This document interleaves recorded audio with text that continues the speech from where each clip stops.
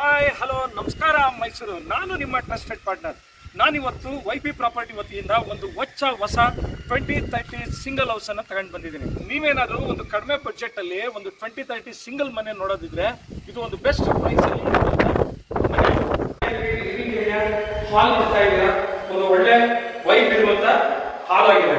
ಮತ್ತೆ TV cabinet ಕೂಡ ಒಂದು ಒಳ್ಳೆ ಡಿಸೈನ್ ಆಗಿ ಲೇಟೆಸ್ಟ್ ಡಿಸೈನ್ ಅಲ್ಲಿ ಟಿವಿ ಕ್ಯಾಬಿನೆಟ್ 2030 ಸಿಂಗಲ್ ಹೌಸ್ ಅಲ್ಲಿ ಡಬಲ್ ಬೆಡ್ರೂಮ್ ಆಗಿದೆ.